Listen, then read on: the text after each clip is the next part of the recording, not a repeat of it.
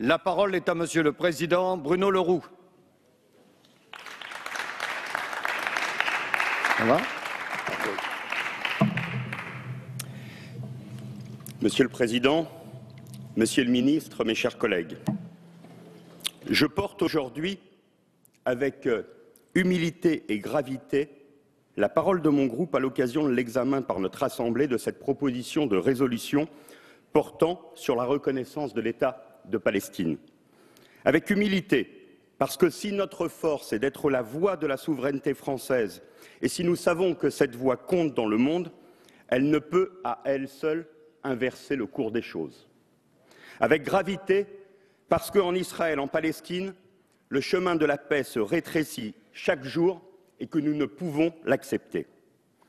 Le débat que nous engageons et notre vote sur ce texte sont particulièrement attendus bien au-delà de nos frontières, en Israël, en Cisjordanie, à Gaza, mais pas seulement. Le conflit israélo-palestinien a une résonance forte dans de très nombreux pays d'Europe et du monde, et la voix de la France y est écoutée et attendue. Je sais que sur tous ces bancs, au-delà de nos sensibilités politiques, nous sommes tous des femmes et des hommes attachés à la paix. Nous voulons être des artisans de la paix dans cette région du monde. Car, mes chers collègues, cette résolution est d'abord et avant tout une contribution à la paix. Elle reflète la position équilibrée de la France depuis la présidence de François Mitterrand, personne ne doit en douter. Je sais que sur ces bancs, quelle que soit notre génération, des plus jeunes aux plus anciens d'entre nous, nous aimerions connaître un jour, le plus rapidement possible, la fin de cette guerre qui oppose deux peuples depuis plus de 70 ans. Mais si nous sommes honnêtes avec nous-mêmes, y croyons-nous vraiment? Est-ce que nous osons simplement y croire? Ce conflit fait tellement partie de l'image du monde que nous connaissons depuis toujours. Il semble tellement inscrit dans notre paysage, dans notre histoire collective. Il s'impose régulièrement à nous depuis tellement de temps déjà, je l'ai dit. Est-ce que nous osons simplement y croire? Cette guerre semble sans fin. Elle enrôle les générations les unes après les autres et les meurtrit toutes.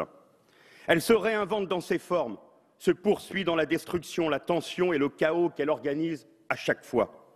Par 3 fois déjà, en quelques années seulement, la ville de Gaza a été détruite. Là-bas, la paix est toujours éphémère. Oui, mes chers collègues, quelque chose nous empêche de simplement oser croire possible la fin de ce conflit. Il y a eu tant d'espoirs déçus. Il y a eu tant de reprises des hostilités, tant de cessez-le-feu illusoires. L'histoire de ces dernières décennies nous a appris à nous méfier de nos propres enthousiasmes. Recevant en septembre dernier Mahmoud Abbas, le président de l'autorité palestinienne, le président de la République résumait le sentiment dominant des opinions publiques nationales et des responsables politiques. Il disait « Cela fait trop longtemps qu'il y a des discussions, qu'il y a des négociations, des suspensions, des arrêts, des interruptions, et qu'il y a l'idée qu'il n'y aura jamais de solution pour en terminer avec le conflit israélo-palestinien, alors que nous en connaissons tous les paramètres. » Le président de la République a raison, c'est cela aussi qui menace la paix. Cette idée qu'il n'y aura jamais de solution pour en terminer avec le conflit israélo-palestinien. Eh bien, c'est précisément cette idée-là que nous devons extirper de nos têtes et de nos consciences. La résolution que nous proposons d'adopter aujourd'hui n'a d'autre but que de concourir à l'effort international de paix au Proche-Orient. C'est d'ailleurs ce qu'elle stipule en son premier alinéa. Elle s'inscrit dans une dynamique européenne de reconnaissance de l'État palestinien. Cette dynamique sortira renforcée par le vote qui sera le nôtre la semaine prochaine.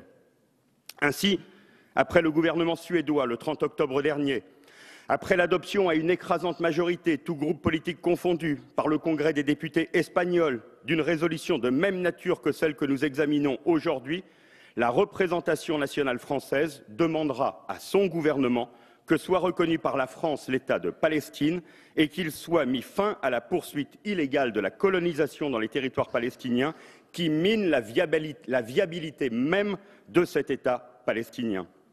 Cette dynamique européenne dépasse les clivages politiques. Le Parlement britannique, majoritairement conservateur, a voté. En Espagne, une initiative social-démocrate a été reprise par la droite. Pourquoi ce qui est possible autour de nous, l'Union pour la paix, serait si difficile chez nous? L'objet de notre débat aujourd'hui, de notre vote mardi, ce n'est pas un débat de politique intérieure. Ce n'est pas de satisfaire les uns ou de mettre en difficulté les autres. L'enjeu de ce débat, l'enjeu de ce vote, c'est de peser ensemble, d'œuvrer ensemble à la paix dans cette région. Nous sommes la France et notre voix porte dans le monde. Il est nécessaire que nous nous exprimions. Cette initiative française se veut donc également comme une réponse à la situation de blocage que connaît le processus de paix depuis les accords d'Oslo. En différer l'initiative et l'adoption ne servirait à rien si ce n'est à renoncer à peser pour qu'une solution intervienne. Aux yeux de certains, il n'est jamais temps. Je crois que cet argument est toujours spécieux quand il s'agit de promouvoir la paix. Il y a aujourd'hui urgence à agir. La communauté internationale doit pleinement faire entendre sa voix. Le statu quo n'est plus possible, il n'est plus tenable. Chaque jour, la situation s'aggrave.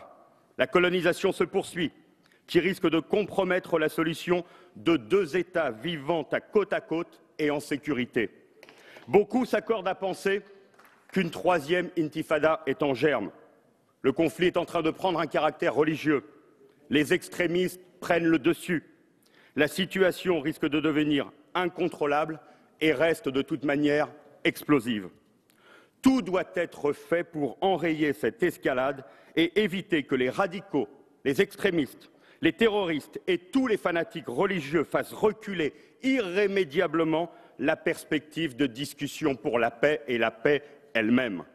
Le contexte incertain de tout le Moyen-Orient et la dissémination terroriste dans le monde sont des éléments qui devraient conduire à accélérer cette recherche de la paix et non l'inverse, et cela au nom même de la sécurité d'Israël.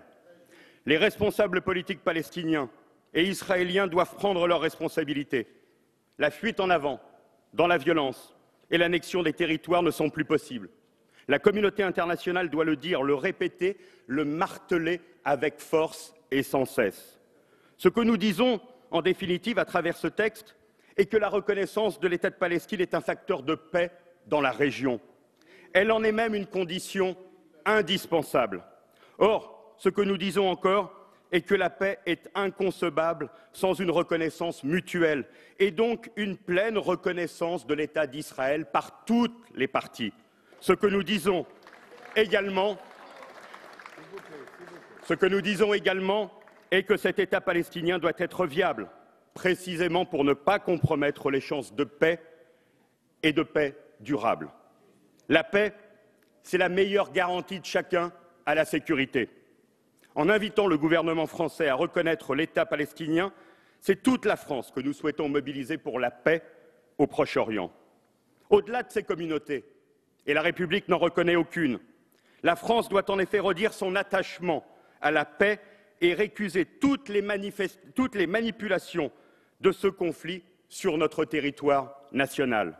Je le dis, et je le dis avec force, il n'y a pas d'importation possible de ce conflit sur notre sol.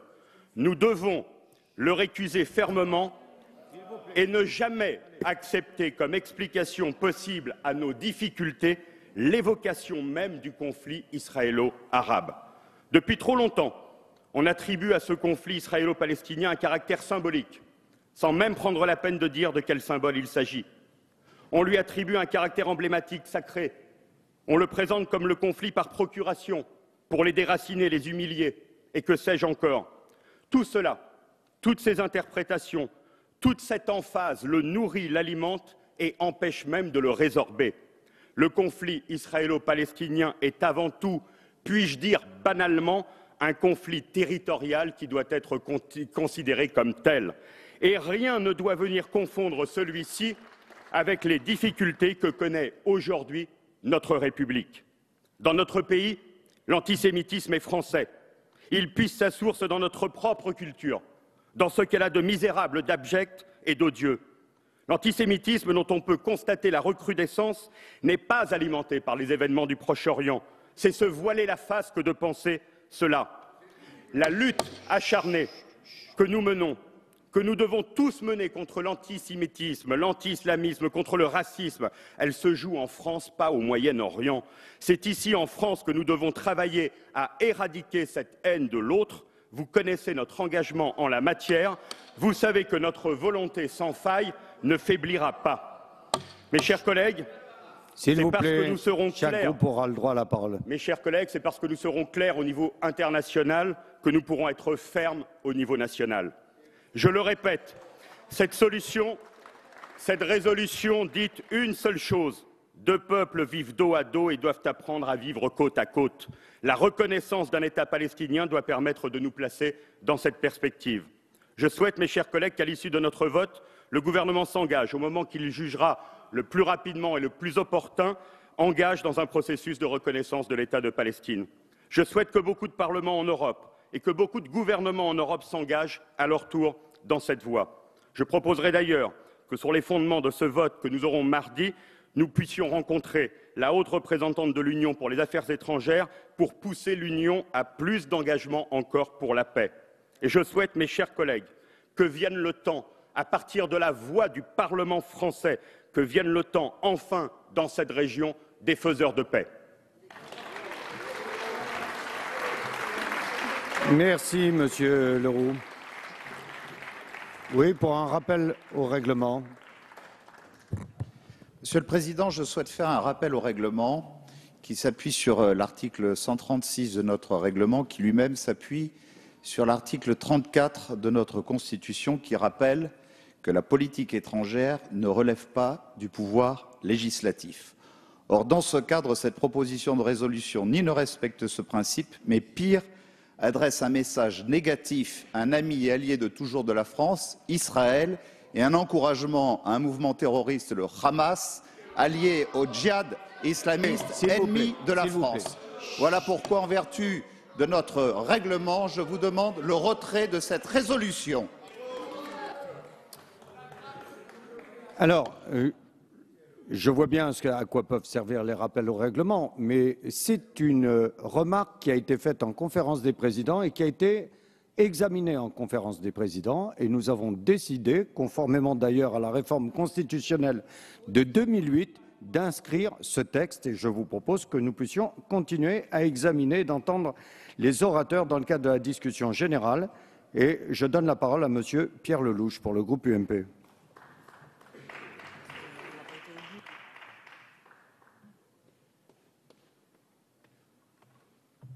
Merci, Monsieur le Président. Monsieur le Ministre, mes chers collègues, si elle était adoptée, la résolution proposée ce matin par le groupe socialiste entraînerait, et je pèse mes mots, un changement radical de la ligne diplomatique de la France sur le conflit israélo-palestinien, une ligne constamment soutenue depuis 40 ans sous tous les gouvernements, à savoir que la France est favorable à la reconnaissance de deux États, israéliens et palestiniens vivant côte à côte, dans la paix, la reconnaissance de la Palestine devant découler d'un tel accord et non l'inverse. Je rappelle que cette position, qui a fait jusqu'ici l'objet d'un consensus bipartisan, est également celle de l'Europe depuis 1978 par la déclaration de Venise. L'initiative du groupe socialiste pose trois problèmes distincts. Est-elle conforme à l'esprit de nos institutions? Est-elle susceptible de contribuer à la reprise des négociations et donc à la paix? Est-elle de nature à apaiser le débat en France ou, à l'inverse, à accroître le climat d'inquiétude et de tension qui caractérise certaines parties de la communauté nationale? À ces trois questions, il faut hélas répondre par la négative. Sur le premier point, et je le dis avec force, la novation introduite sous le quinquennat de Nicolas Sarkozy en 2008 avec le pouvoir de résolution des deux assemblées, l'article 34.1 de la Constitution, ne donne ni à l'Assemblée nationale ni au Sénat le droit de réécrire la diplomatie de la France. Aujourd'hui, il nous est demandé de reconnaître la Palestine, mais quid alors demain du Sahara occidental, du Kurdistan irakien, du Haut-Karabakh, de l'Abkhazie et de bien d'autres sujets encore? Dès lors qu'il ne s'agit pas d'injonction, entre guillemets, au gouvernement, rien ne s'oppose en principe à ce genre d'invitation, rien, sauf l'esprit de nos institutions qui consacre, dans les domaines touchant à la sécurité nationale, la primauté de l'exécutif, ce que l'on appelait jadis le domaine réservé du président de la République. Sauf à considérer que le Parlement français a vocation à se faire périodiquement plaisir, comme le fait le Parlement européen en multipliant les vœux sur toutes sortes de sujets, vous me permettrez de penser qu'une telle lecture n'a rien à voir avec nos institutions. Sur le fond, et c'est la deuxième question, les promoteurs de la résolution, rejoints d'ailleurs par quelques voix dans l'opposition, expliquent qu'il est impératif de sortir du blocage actuel des négociations de paix entre Israéliens et Palestiniens, du cycle de violences religieuses auquel on assiste, et que seule une initiative de ce type peut servir d'électrochoc en vue de la reprise des négociations. Si nous partageons le même constat devant la gravité du blocage actuel, l'argument avancé ne résiste malheureusement pas aux faits. Dans l'état actuel des choses, la résolution n'aurait qu'une vertu, contrer les voix qui, au sein même du gouvernement israélien, semblent exclure désormais tout État palestinien. Évolution que, pour ma part, je considère comme très préoccupante, tout comme je trouve proprement choquante l'injonction faite par le Premier ministre israélien aux députés français de ne pas voter la résolution. Pour autant, une telle résolution ne fera que radicaliser un peu plus la position israélienne, dangereuse à long terme pour la pérennité même de l'État d'Israël, sans aider aucunement le président palestinien, M. Mahmoud Abbas, que je connais bien, à régler son problème numéro un, qui est d'asseoir son autorité sur le Hamas à Gaza, une organisation reconnue comme terroriste et qui refuse l'existence même de l'État d'Israël. Au pire, la reconnaissance vaudrait indirectement reconnaissance du terrorisme, terrorisme que nous combattons partout ailleurs, au Sahel, au Mali et en Irak. Au mieux, cette reconnaissance parlementaire nous constituerait, pour reprendre l'expression même de Laurent Fabius, qui est devant moi, la reconnaissance virtuelle, je cite, d'un État qui ne changera rien du tout, je cite, sur le terrain. Dans un tel contexte, la résolution de l'Assemblée nationale n'aurait eu de sens que si elle était venue en appui à l'initiative diplomatique française à laquelle travaille en ce moment M. Fabius, à New York, d'une conférence internationale chargée d'encadrer la reprise de la négociation de paix. Ce qui aurait exigé alors que la gauche et la droite travaillent ensemble, comme je l'ai suggéré à Mme Guigou, à l'intérieur de la Commission des affaires étrangères, pour mettre au point une résolution en soutien à l'initiative diplomatique de la France. Malheureusement, tel n'a pas été le cas et le groupe socialiste a choisi de casser le consensus bipartisan dans notre pays sur le Moyen-Orient. Ce qui me mène au dernier volet, celui de la politique intérieure française. De l'aveu même de plusieurs collègues éminents de la majorité, le Parti socialiste a surtout cherché ces 2 dernières semaines à ne pas se laisser déborder par 2 textes préalablement déposés au Sénat par le groupe communiste et le groupe Vert qui seront discutés le 11 décembre. Ceci sans parler d'autres arrière-pensées à caractère électoraliste sur lesquelles je ne m'étendrai pas, en direction d'une communauté musulmane qui avait massivement voté François Hollande en 2012 et qui depuis s'en était détachée. Mais ce qui est d'autant plus regrettable dans tous ces calculs, c'est que cette initiative intervient sur un terreau en France, et je le dis avec gravité, marqué par des tensions et des inquiétudes intercommunautaires croissantes, notamment depuis l'affaire Mera. Ces dernières semaines, les plus hautes autorités de l'État n'ont cessé de rappeler, je cite, qu'il fallait tout faire pour éviter d'importer en France les conflits du Proche-Orient. Mais je vous le demande, mes chers collègues, conclure, avec gravité, je termine. Cette résolution ne fait-elle pas exactement cela? Pour toutes ces raisons, et même si pour ma part, je partage l'analyse du constat, à savoir qu'il est urgent de ramener les parties à la table de négociation, je ne suis nullement convaincu, comme la majorité de mes collègues du groupe UMP, que la résolution présentée ce matin par le groupe socialiste puisse contribuer utilement à cet objectif, bien au contraire. Merci Monsieur Lelouch. La parole est à Monsieur Philippe Vigier pour le groupe UDI pour 5 minutes.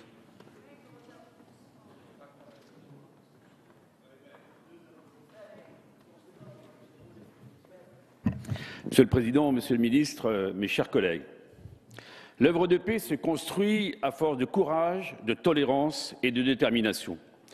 La question de la reconnaissance du droit des Palestiniens à un État, aux côtés de celui d'Israël, et de la légitime préoccupation des Israéliens pour vivre en paix et en sécurité a toujours été un sujet de passion et de raison au sein de la famille centriste. C'est une question grave qu'il faut aborder avec modestie et lucidité.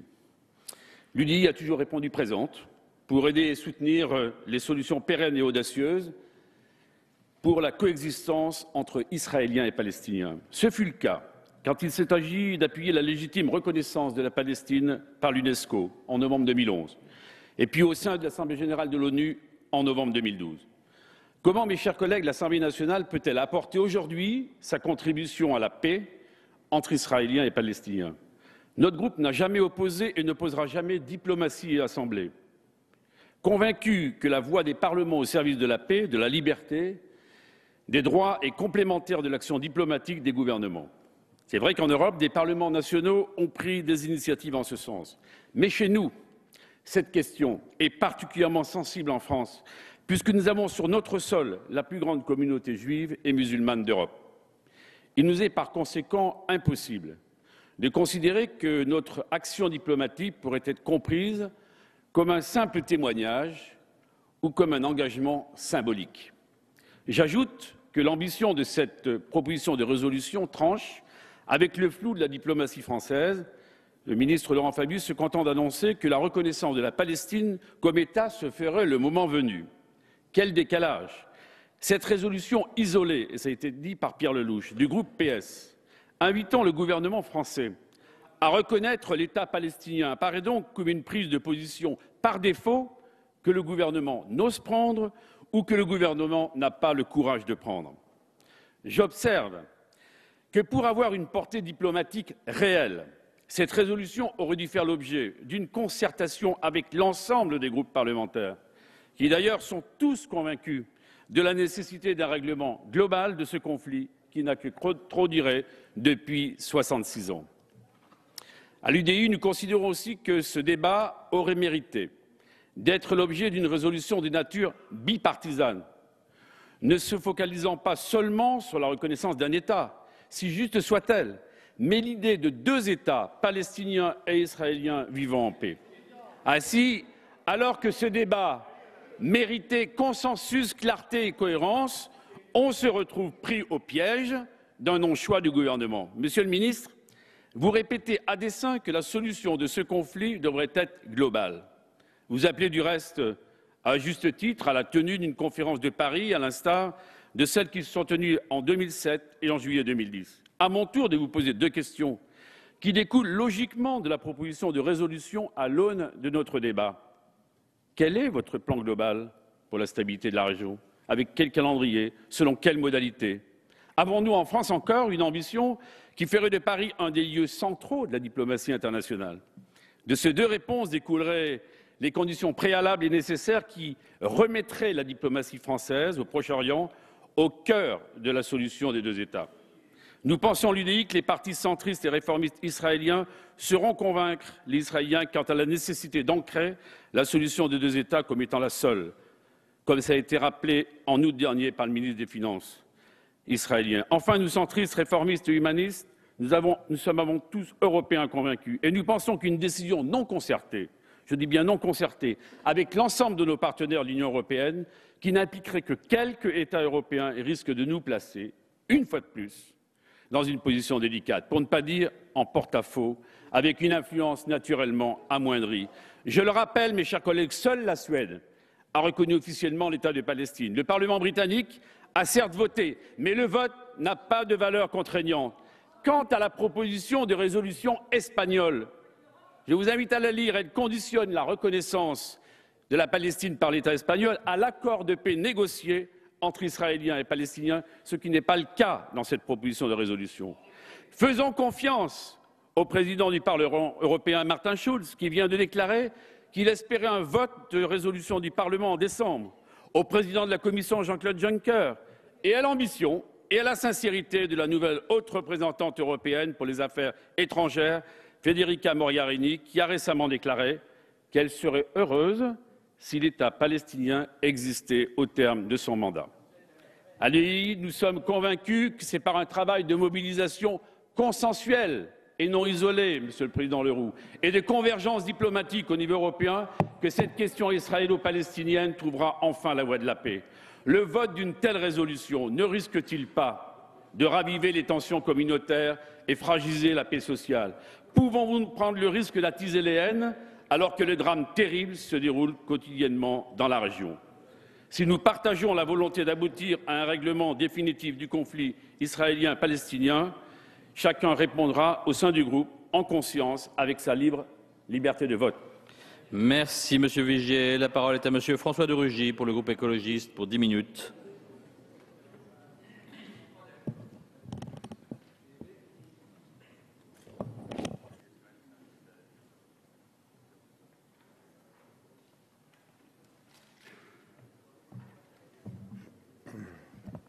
Merci, Monsieur le Président, Monsieur le Ministre, mes chers collègues. Le 30 octobre dernier, la Chambre des communes britannique a adopté une motion non contraignante invitant le gouvernement anglais à reconnaître la Palestine en tant qu'État. 15 jours plus tard, suite à une initiative gouvernementale, la Suède est devenue le premier État membre de l'Union européenne à s'engager dans cette voie. L'Irlande et l'Espagne lui ont depuis emboîté le pas. Au total, 134 pays se sont prononcés pour la reconnaissance d'un État palestinien libre et souverain dans le cadre des frontières de la résolution de l'ONU de 1967. Alors que le président de l'autorité palestinienne s'apprête dans les prochaines semaines à soumettre au Conseil de sécurité des Nations unies une résolution prévoyant le retrait israélien complet des territoires occupés dans un délai de 24 mois, c'est au tour de la France, pays fondateur de l'Union européenne, membre permanent du Conseil de sécurité de l'Organisation des Nations unies et ami historique des peuples israéliens et palestiniens, de se saisir de cette question par le biais de son Parlement.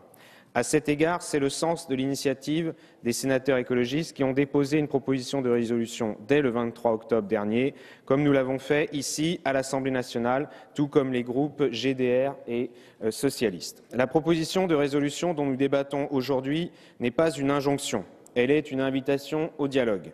Elle est un symbole. Après l'été meurtrier que nous avons connu et qui a fait, rappelons-le, plus de 2000 morts côté palestinien, dont une majorité de civils, et plus de 60 morts côté israélien, après la recrudescence d'épisodes violents qui s'est traduite ces dernières semaines par une multiplication des actes terroristes à Jérusalem, il est des symboles qui comptent. Que dit cette résolution? D'abord, elle réaffirme le droit inaliénable du peuple palestinien à l'autodétermination et sa vocation à advenir en tant qu'État. Reconnaître que c'est le point d'aboutissement des négociations est la condition sine qua non à la reprise des négociations.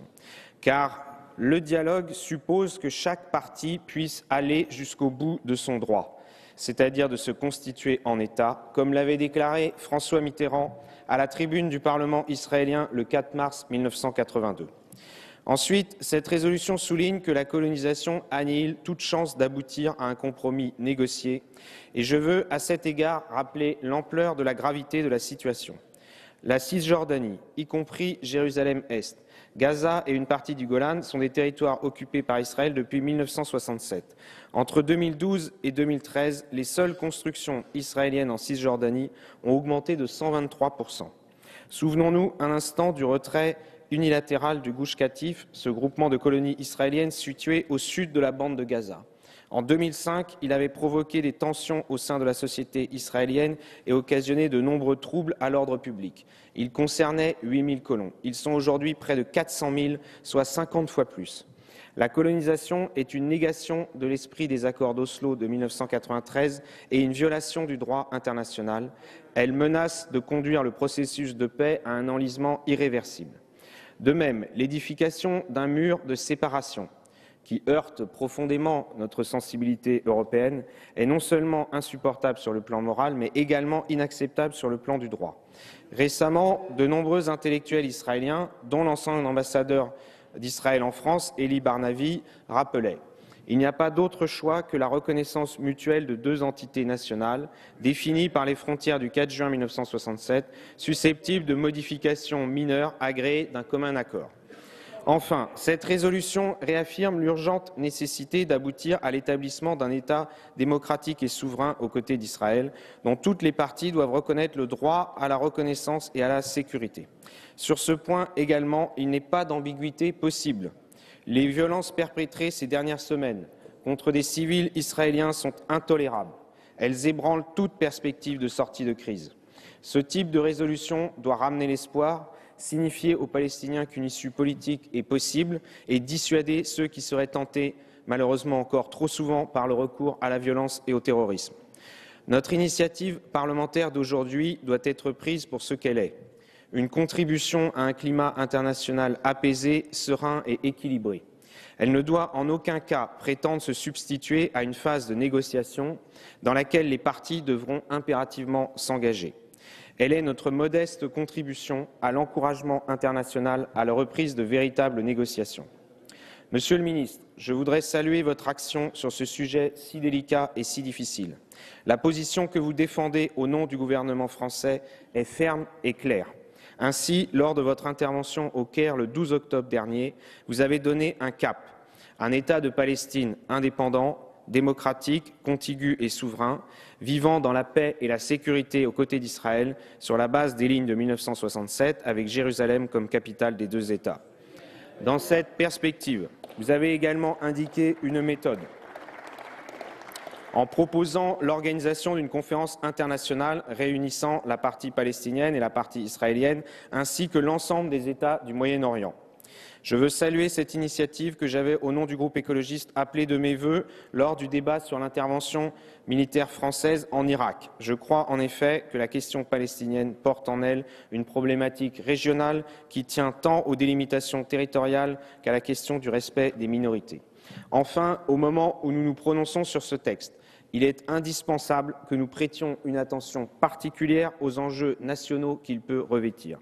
Il ne fait malheureusement plus de doute que le conflit israélo-palestinien a été importé dans notre pays et personne dans cet hémicycle ne peut contester que le mouvement de protestation contre l'opération Bordure protectrice l'été dernier a donné lieu à de graves dérives antisémites en France. Là encore, c'est notre devoir que de ne laisser place à aucune faille dans laquelle des esprits mal intentionnés s'engouffrent systématiquement. La responsabilité du politique, c'est de tenir toujours et partout un seul et même langage, comme le disait là aussi le président Mitterrand dans son discours à la tribune de la Knesset le 4 mars 1982. Notre discours, c'est celui de la liberté, de la solidarité, mais également, lorsque cela s'impose, de la fermeté. Voilà en quelques mots l'esprit dans lequel les députés écologistes accueillent ce texte, avec fierté, solidarité et responsabilité. Avec fierté parce que cette proposition est fidèle aux valeurs que nous défendons et qu'elle aura évidemment un écho particulier en Europe et dans le reste du monde. Avec solidarité parce que le droit du peuple palestinien à se doter d'un État doit être en toutes circonstances réaffirmé, comme doit être en toutes circonstances réaffirmé le droit d'Israël à exister en paix, en liberté et en sécurité. Avec responsabilité parce que nous avons conscience de toucher à une question sensible qui appelle notre plus grande vigilance et notre plus grande clarté. Les députés écologistes voteront en faveur de cette proposition de résolution. Merci Monsieur de Rugy. La parole est à Monsieur Roger Gérard Schwarzenberg pour le groupe RDP pour 10 minutes.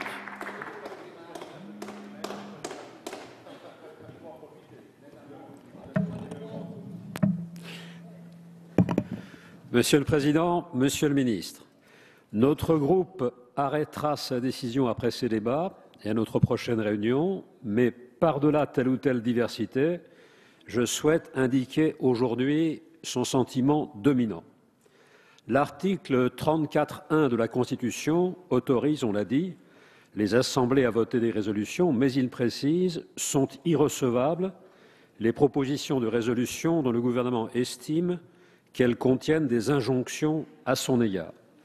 Il convient en effet de respecter la séparation des pouvoirs, la répartition des compétences entre le législatif et l'exécutif, c'est-à-dire le chef de l'État chargé de diriger la politique étrangère par l'article 52 de la Constitution et le gouvernement chargé de conduire avec lui la politique de la nation par l'article 20.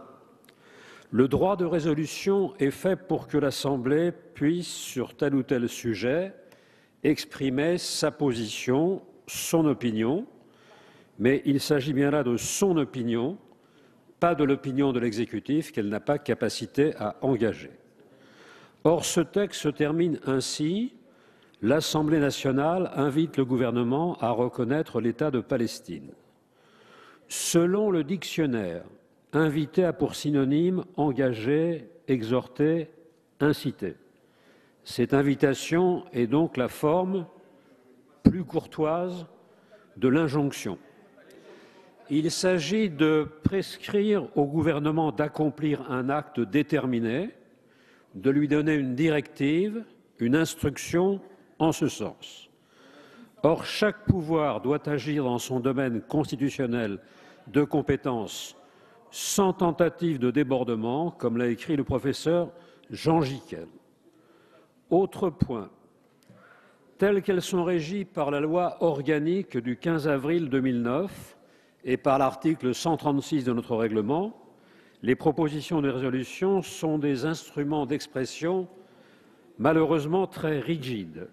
D'une part, je cite le règlement, elles ne sont pas renvoyées en commission. D'autre part, elles ne peuvent faire l'objet d'aucun amendement. Bref, selon une formule familière, c'est à prendre ou à laisser. Le député qui n'appartient pas au groupe ayant déposé la proposition de résolution se trouve sans marge d'action. Il n'a qu'une alternative, adopter tel quel ou rejeter tel quel ce texte, sans pouvoir le modifier ou l'infléchir en quoi que ce soit. Dernier point, la diplomatie parlementaire a ses mérites, qui sont grands, mais aussi ses limites. Par la force des choses, telle commission parlementaire, même spécialisée, dispose d'une information moins complète, moins fréquente que le Quai d'Orsay pour pouvoir suivre et apprécier toutes les données d'un problème complexe. D'un côté, quelques administrateurs d'ailleurs de grande qualité à l'Assemblée, de l'autre, un très grand nombre de fonctionnaires, de qualité également, au ministère des Affaires étrangères. Le risque, c'est que l'Assemblée ou telle commission, croyant d'ailleurs bien faire, gêne éventuellement l'exécutif par ses prescriptions, limite sa liberté d'action et sa capacité de négociation internationale par des initiatives imprévues ou inopinées. C'est donc à l'exécutif qu'il appartient de décider de la diplomatie française. Pour ces diverses raisons, cette proposition de résolution ne peut être considérée comme recevable. En conséquence, comment serait-il possible de prendre part à son vote si l'on veut se conformer à la Constitution? Sur le fond, je connais la sincérité des auteurs de cette résolution. Comme eux, chacun souhaite profondément que s'établisse durablement la paix et la sécurité pour tous dans cette partie du Proche-Orient, meurtrie par tant de conflits et d'attentats. Et j'ai eu l'occasion d'ailleurs de rencontrer ici même à l'Assemblée, en 1996, comme vice-président de la Commission des Affaires étrangères, le président Arafat. Chacun déplore avec émotion le nombre des victimes de part et d'autre. Chacun de nous est favorable à la solution des accords d'Oslo, qui continuent d'être retenus tant par Israël que par l'autorité palestinienne, c'est-à-dire la coexistence pacifique et la reconnaissance mutuelle de deux États vivant côte à côte. Conformément à ces accords, la Cisjordanie est dirigée par l'autorité palestinienne du président Abbas et Gaza a été totalement évacuée en 2005. Même si le processus de négociation est aujourd'hui interrompu, il est possible qu'il reprenne. Il ne faut pas omettre l'action toujours possible du quartet qui représente l'ONU, l'Union européenne, les États-Unis, la Russie. De même, il ne faut pas oublier la médiation de John Kerry qui avait réussi à relancer les négociations directes jusqu'en avril dernier et qui espère y parvenir de nouveau. Comme le dit avec justesse d'ailleurs Elisabeth Guigou dans Le Monde du 13 novembre, il semble que le secrétaire d'État américain John Kerry ait l'intention d'effectuer une nouvelle tentative de négociation. Il faut en tenir compte. S'il y arrive, tant mieux. Par ailleurs, autre difficulté, cette résolution intervient à un moment de grande tension, donc peu favorable. Elle risque d'être mal comprise vu la situation actuelle qui ne s'y prête guère, avec plusieurs attentats très meurtriers commis à Jérusalem ces jours derniers. Et par ailleurs, la nouvelle composition du gouvernement palestinien pose problème. En effet, un gouvernement d'union a été formé le 2 juin par le Fatah de Mahmoud Abbas, dirigeant ouvert au dialogue, et le Hamas qui soutient, lui, des positions extrémistes. Le Hamas, le mouvement de la résistance islamique, refuse catégoriquement l'existence même de l'État d'Israël, dont il veut la suppression. Il est important de lire sa charte en se rappelant que la charte de l'OLP était beaucoup plus modérée que la charte du Hamas. Article 11. La terre de Palestine est une terre islamique. Il est illicite d'y renoncer en tout ou en partie. Aucun État arabe n'en a le droit, aucun roi ou président n'en a le droit. Article 13. Il n'y aura d'autre solution à la cause palestinienne que par le djihad. Quant aux initiatives, propositions et autres conférences internationales, elles ne sont que perte de temps et activités futiles. Et l'article 33 proclame « Vive le djihad ».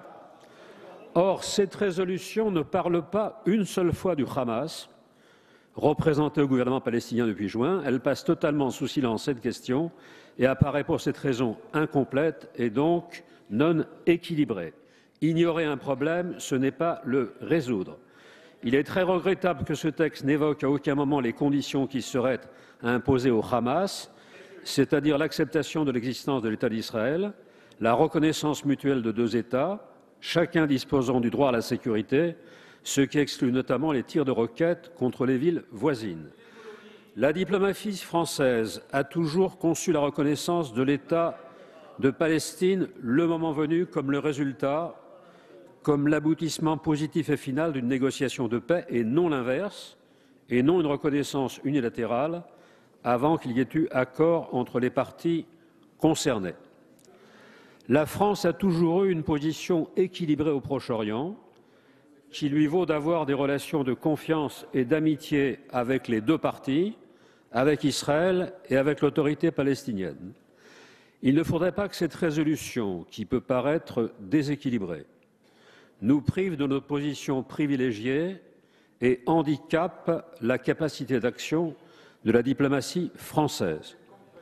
Dans son discours à la Knesset, François Mitterrand disait « Le dialogue suppose la reconnaissance mutuelle du droit de l'autre à l'existence, le renoncement mutuel à la guerre directe ou indirecte. Il n'y a pas de fatalité du conflit. Israël a signé les traités de paix avec les États voisins qui acceptent son existence. Il vit en paix avec l'Égypte depuis 1979, depuis 35 ans, avec la Jordanie depuis 1994, depuis 20 ans. Rien n'est jamais irrémédiable. Il faut toujours faire confiance à la capacité des peuples à se parler, à s'écouter et finalement à bâtir ensemble un destin de paix. Merci, M. Schwarzenberg. La parole est à M. François Asensi pour le groupe GDR pour 10 minutes.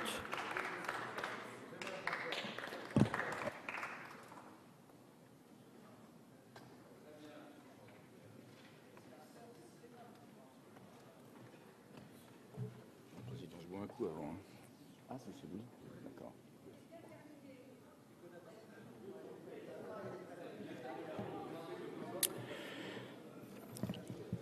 Monsieur le Président, Monsieur le Ministre, mes chers collègues, aujourd'hui, la France a rendez-vous avec son destin. Aujourd'hui, nous avons la possibilité de réparer une injustice vieille de 60 ans et de reconnaître enfin au peuple palestinien le droit inaliénable qui est le sien, celui de disposer d'un État. En 1947, sur le décompte du colonialisme européen et de la barbarie nazie, l'ONU redessinait la carte du Proche-Orient. Le monde affrontait une forme de responsabilité collective à l'indicible extermination des Juifs. Et les Nations unies optaient pour la coexistence de 2 États. L'un, Israël, a vu le jour immédiatement, l'autre, la Palestine, n'en peut plus d'attendre sa reconnaissance.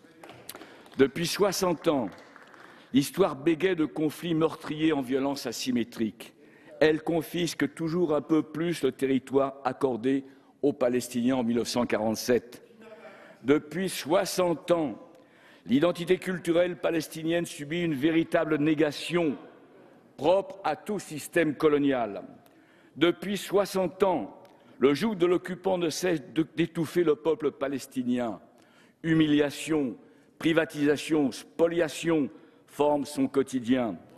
L'arbitraire devient la norme, jusqu'à conduire des députés et des enfants à être détenus pour leurs idées. Les vers du grand poète israélien Aaron Shabtai décrivent cette humanité qui vacille. Les mots purs que j'ai sucés au sein de ma mère, hommes, enfants, justice, compassion, sont dévalisés sous nos yeux, emprisonnés dans des ghettos, assassinés au checkpoint. Le moment est venu de mettre fin à ce cycle de malheur.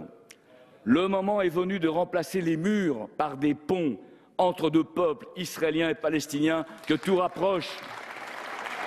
Une histoire mêlée, une culture partagée, une même terre et surtout la même soif de paix. Car disons-le une fois pour toutes, ce conflit n'a rien d'un conflit religieux ou ethnique. Comme bien d'autres sur ces bancs, je suis animé d'une conviction profonde et intangible.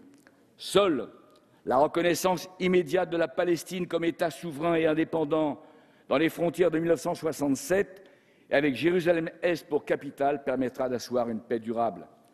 Depuis le début de sa législature, à 24 reprises, notre groupe a réclamé cette reconnaissance dans cet hémicycle.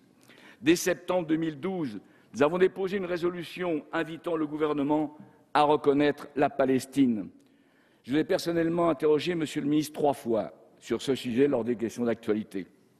Il s'agit d'un combat historique pour les députés communistes et le Front de gauche. Je pense notamment à l'action de notre ancien collègue Jean-Claude Lefort, président pendant longtemps de l'association France-Palestine. Hier, avec l'Algérie ou l'Afrique du Sud, aujourd'hui avec la Palestine, nous sommes du côté du droit international. Comme le disait magnifiquement Nelson Mandela, notre liberté est incomplète sans la liberté des Palestiniens. Il s'agit d'une question de principe. Et si par le cours de l'histoire les termes étaient inversés, si le peuple israélien se trouvait à l'heure actuelle sans État, nous adopterions bien évidemment la même position, car on ne choisit pas la liberté d'un peuple au détriment d'un autre. 2 options s'offrent à notre diplomatie: poursuivre dans l'impasse des négociations bilatérales ou tenter une nouvelle approche fondée sur le droit international. Mais s'il est un constat désormais largement partagé, c'est celui de l'échec du processus de paix. Depuis les accords d'Oslo, rien n'a fondamentalement changé. En jouant la montre et en pratiquant la politique du fait accompli, les gouvernements israéliens ont morcelé le territoire palestinien accordé par le partage de 1947. Entre 1993 et 2000, le nombre de colons a doublé et l'immense majorité de la Cisjordanie est restée sous contrôle militaire et administratif israélien. Les checkpoints, le mur, les implantations illégales ont décidé de véritables bantoustans. Le constat est accablant. Le processus de paix n'a servi qu'à renforcer la colonisation et à saper la viabilité du futur État palestinien. Isaac Rabin et Yasser Arafat ont incarné un véritable espoir parce que leur volonté de paix était sincère. Je tiens ici à rendre hommage à leur choix courageux. Mais il faut s'interroger sur l'échec d'Oslo. Comment négocier sur un pied d'égalité quand le rapport de force est marqué par une inégalité fondamentale, quand l'une des parties occupe, qu'elle est dotée du monopole de la violence légitime et qu'elle exerce une véritable tutelle financière au terme du protocole de Paris? Le prisonnier peut-il négocier sa liberté? Naturellement, il y a d'issue au conflit israélo-palestinien que par la négociation entre les 2 parties. Mais c'est la paix qui est à négocier et non le droit international. Les résolutions de l'ONU ont resté trop longtemps lettre morte par l'inaction du Conseil de sécurité et le veto américain sur la question du mur, de la colonisation, du respect des frontières de 1967, du blocus de Gaza, des réfugiés. Aujourd'hui, nous n'avons d'autre choix que de reprendre la voie du droit. La création de l'État palestinien est consacrée par les résolutions 242 et 1860 du Conseil de sécurité, qui démilitaient cet État occupé sur les frontières de 1967, avec Jérusalem-Est comme capitale. Sa légalité est l'avis de la Cour internationale de justice en 2004 Plus de 135 pays reconnaissent déjà la Palestine, soit l'immense majorité des nations, à l'exception des puissances occidentales. Il est bien temps d'y remédier. Mardi prochain, le vote de l'Assemblée nationale française sera un vote pour la paix, un vote pour la justice, un vote pour la sécurité d'Israël et de tout le Moyen-Orient. Parce que nous sommes amis du peuple israélien et solidaires de ses composantes pacifistes, nous devons l'aider à sortir de l'illusion selon laquelle sa sécurité pourrait s'asseoir sur la négation des droits du peuple palestinien. Le mur enferme les Israéliens sur eux-mêmes. Le système colonial mine la société entière, comme le disait si justement Elias Sambar. Vous occupez nos territoires le jour, nous occupons vos rêves la nuit. C'est pourquoi tant de voix se lèvent aujourd'hui en Israël pour exiger la reconnaissance de l'État palestinien et la fin des colonies, à l'instar de l'ancien ambassadeur Eli Barnavi. Ils ne reconnaissent plus les principes fondateurs de 1948 dans le projet d'État juif porté par le gouvernement Netanyahou. Des centaines d'intellectuels, de hauts gradés, de militants de la paix ont compris que la création d'un État palestinien indépendant et démocratique était le plus sûr gage de la sécurité d'Israël, à laquelle nous sommes attachés. Ils ont compris qu'il en est aussi la sécurité du monde. Le conflit israélo-palestinien constitue la mère des conflits, mais aussi la mère des solutions. Reconnaître l'État de Palestine, c'est désarmer ceux qui instrumentalisent la cause palestinienne pour des visées totalitaires et terroristes. C'est battre en brèche la théorie absurde du choc des civilisations. Je dois vous dire notre émotion qu'enfin la Palestine s'invite à l'Assemblée nationale. Le Sénat se prononcera dans la foulée le 11 décembre prochain à l'initiative des sénateurs communistes. À travers la reconnaissance de l'État de Palestine, c'est la voix de la France dont il est question. Cette voix transcende les clivages partisans. Il y a tout juste 50 ans, la France du général de Gaulle accordait la reconnaissance officielle à la Chine et confortait notre choix singulier dans le concert des nations. J'appelle notre Assemblée à se montrer à la hauteur de cette vision diplomatique qui a su rassembler notre pays dans un souci d'indépendance et d'équilibre du monde. En 2011, cette même France a voté l'adhésion de la Palestine à l'UNESCO, puis comme État observateur de l'ONU en 2012. C'est cette même France qui, je l'espère, au lendemain de notre vote, reconnaîtra officiellement l'État de Palestine. Il serait inconcevable que notre pays demeure à la remorque du concert des nations après les initiatives espagnoles, britanniques, irlandaises et suédoises. Il sera inconcevable que le gouvernement ne reconnaisse pas officiellement la Palestine au lendemain du vote de cette résolution. Il en va de la crédibilité et de la parole de notre peuple, de notre pays auprès de ses partenaires. En 2011, nous avions signé ici, avec toutes les sensibilités politiques, une résolution portant sur la reconnaissance de l'État palestinien, administrant la preuve que nous pouvons nous rassembler quand l'enjeu est essentiel. Cette voie la plus large n'a pas été choisie, je le regrette, car elle aurait donné plus de force à la voix de la France dans notre Parlement. Pour autant, ne nous trompons pas de débat. Mardi, chaque parlementaire sera responsable de son vote devant l'histoire. Il s'agira de dire oui au droit des peuples à disposer d'eux-mêmes, oui à la paix et à des négociations fondées sur le droit international. Quelle discipline de parti pourrait s'y opposer? Soyons à la hauteur des pacifistes israéliens qui espèrent notre soutien pour relancer la paix. Soyons à la hauteur du peuple palestinien qui a fait le choix de la lutte et du compromis autour du président Abbas.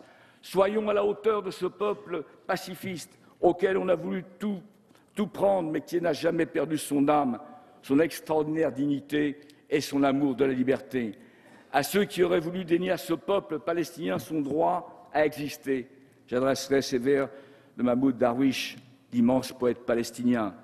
Debout ici, assis ici, toujours ici, éternel ici, nous avons un seul but, un seul être.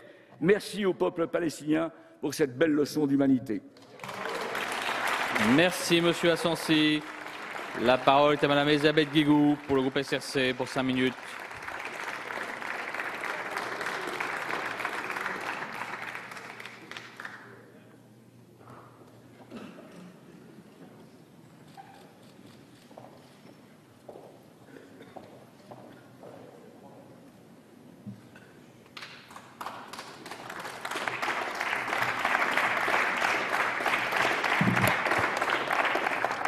Monsieur le ministre, Monsieur le Président, mes chers collègues, je me souviens avec émotion qu'un jour de septembre 1993, Yasser Arafat, le leader palestinien, et Yitzhak Rabin, le Premier ministre israélien, se sont serrés la main.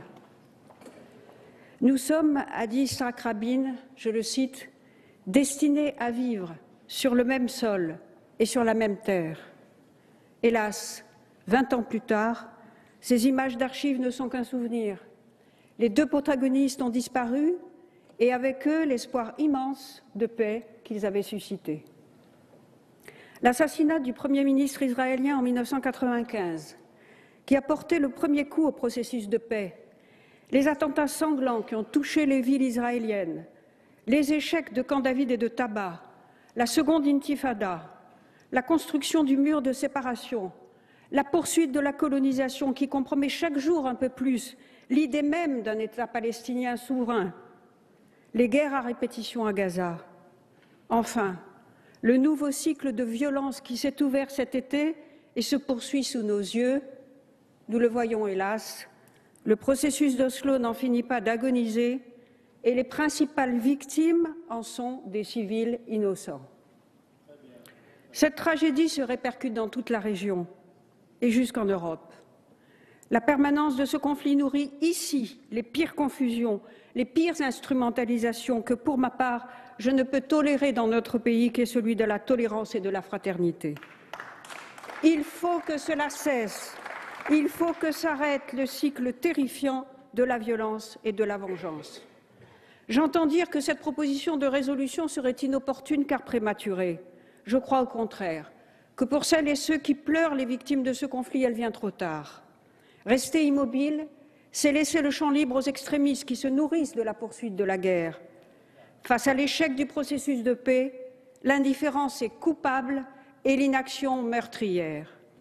Or, la solution est connue, la reconnaissance mutuelle de deux États vivant côte à côte dans la paix et la sécurité, qui fait depuis 1993 l'objet d'un accord des deux parties et d'ailleurs de l'ensemble de la communauté internationale. Comment se peut-il alors qu'un consensus aussi général n'aboutisse jamais à sa réalisation? Que proposent ceux qui refusent notre contribution à part un statu quo mortifère? Notre résolution est un message de paix et d'amitié adressé aux deux peuples, israéliens et palestiniens.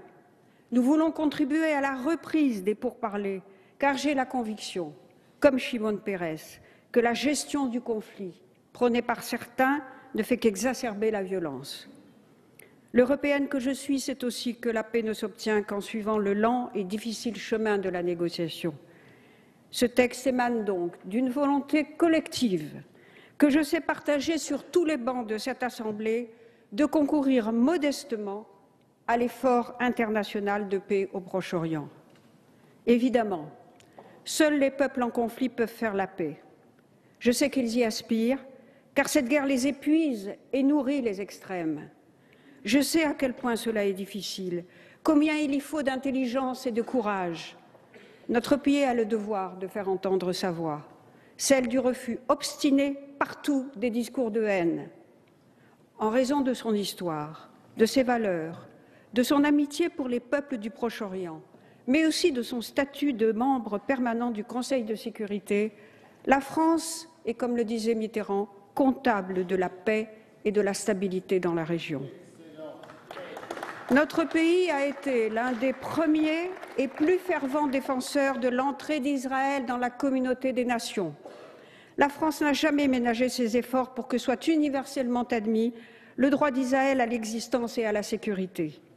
La reconnaissance mutuelle entre Israël et la Palestine et la reconnaissance par l'ensemble de la communauté internationale du droit à la paix et à la sécurité de ces États est la meilleure garantie d'une paix durable.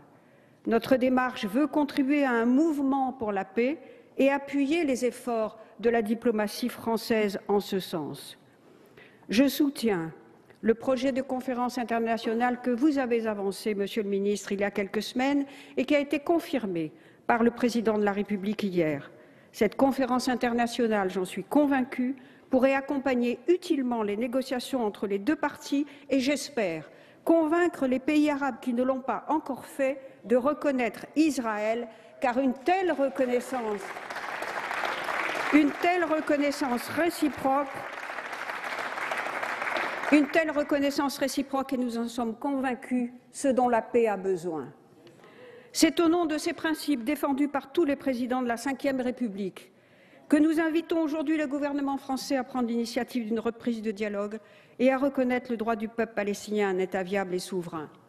Je conclus, ce texte, c'est un signal d'alarme pour que demain, il ne soit pas trop tard. Ce texte est un appel qui s'inspire de celui qu'a lancé François Mitterrand à la tribune de la Knesset en mars 1982. Un appel pour que les deux peuples, israéliens et palestiniens, retrouvent, selon les mots de François Mitterrand, chacun l'irréductible droit de vivre. Je vous remercie. Merci Madame Guigou. La parole est à Monsieur Axel Poniatowski pour le groupe UMP pour 5 minutes.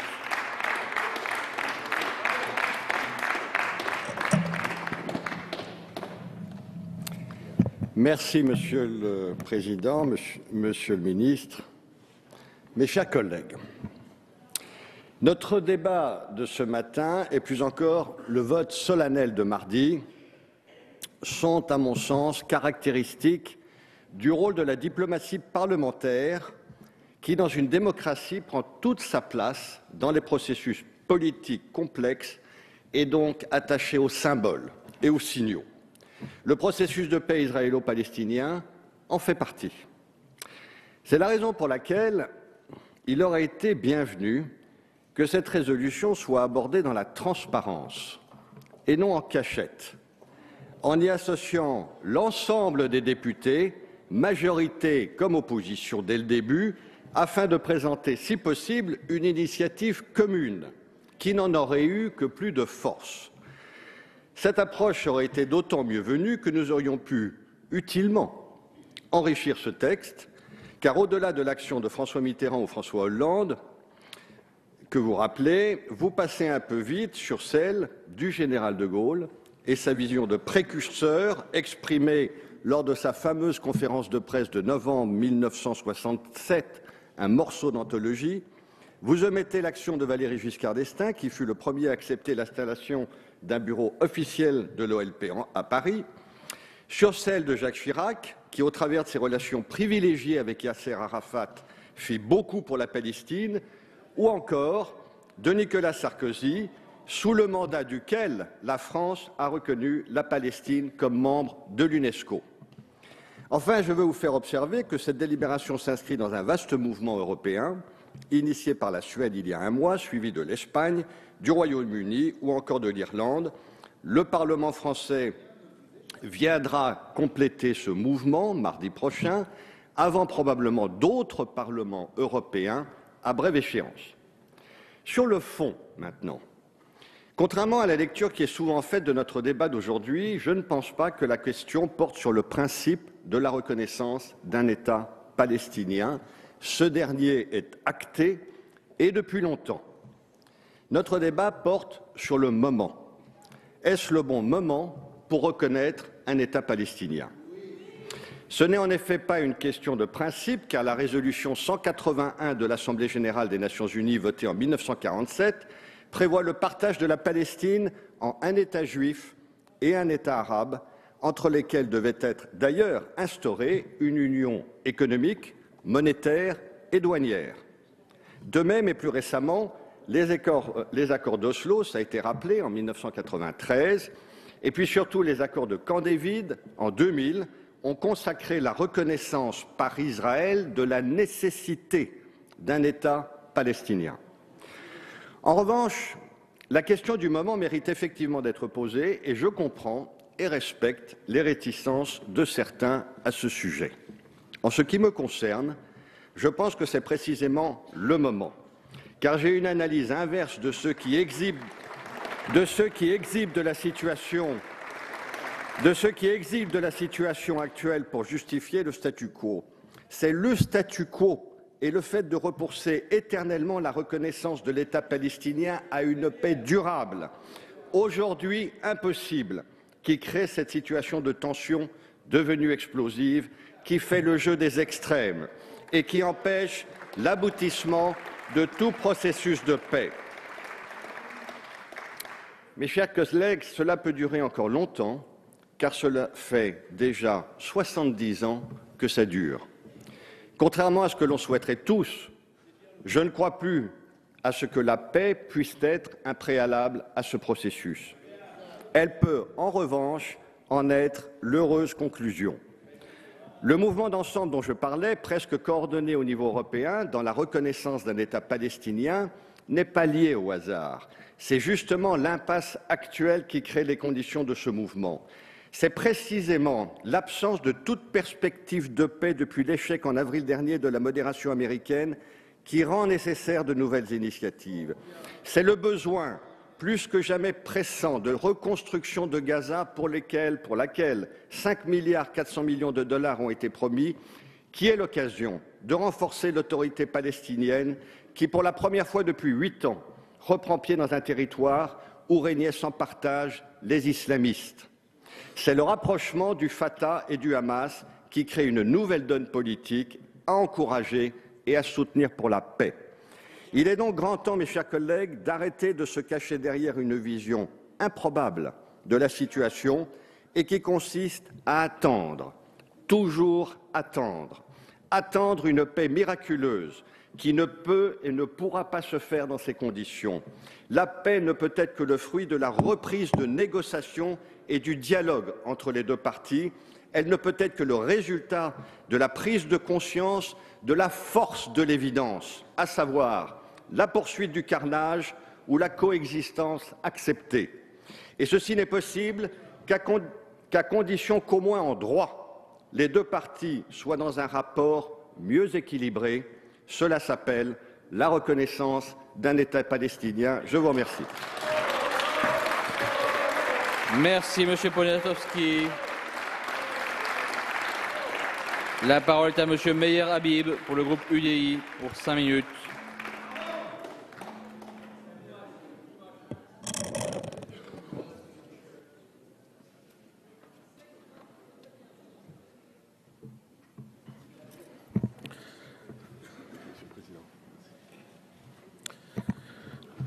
Monsieur le Président, Monsieur le Ministre, mes chers collègues, nous rêvons tous d'amour entre les peuples, d'une paix juste et durable au Proche-Orient, d'une entité palestinienne vivant côte à côte de l'État d'Israël. Malheureusement, la proposition d'aujourd'hui va à l'encontre de ces objectifs de paix. Elle est contre-productive et irresponsable. Tout le monde souhaite un État palestinien. Là n'est pas le sujet. Pour la quasi-totalité d'entre nous, c'est une nécessité. Mais à la question, faut-il aujourd'hui, maintenant, de façon unilatérale, un État palestinien, alors qu'il serait dirigé par un gouvernement à moitié corrompu et à moitié djihadiste? La réponse est clairement non. Il faut un État démilitarisé, résultant de négociations pour délimiter les frontières, vivant en paix aux côtés d'Israël, dont il reconnaîtrait préalablement l'existence. À l'heure où Israël, seule minuscule démocratie portant nos valeurs au Moyen-Orient, connaît un attentat tous les 3 jours touchant ses civils, à l'heure où les tensions intercommunautaires chez nous, en France, demeurent fortes, où le djihadisme, cancer de notre temps, tue nos compatriotes et ceux de nos alliés, l'adoption d'une telle proposition va importer le conflit en France. L'expérience nous montre que les règlements de conflits qui ont été imposés unilatéralement ont été des échecs. Par exemple, le diktat issu du traité de Versailles a eu des conséquences catastrophiques pour la France et pour le monde. Pourquoi reproduire les erreurs du passé? Palestiniens et Israéliens ont signé les accords d'Oslo, seul traité engageant les deux parties. Il y est stipulé qu'un règlement du conflit ne peut être unilatéral. Cette proposition viole donc ces accords. Comment réagissez-vous, mesdames et messieurs les députés, si demain, Israël déclarait, comme certains le souhaitent, ces accords caducs et annexer unilatéralement une partie ou la totalité des territoires de Judée et Samarie. Sur le plan moral ensuite, alors que le terrorisme et le djihadisme menacent le monde libre, pouvons-nous promouvoir au rang d'État une organisation reconnue comme terroriste par l'Union européenne? Car c'est bien ce que nous ferions en adoptant cette proposition. Mahmoud Abbas a en effet créé le 2 juin dernier un gouvernement intégrant le Hamas, équivalent de Daesh ou Al-Qaïda. Il n'y a pas de bons et de mauvais terroristes. Alors que nous venons de voter unanimement dans ce Parlement la loi Cazeneuve contre le terrorisme, l'adoption de cette proposition reviendrait indirectement à reconnaître le terrorisme comme moyen de pression politique légitime.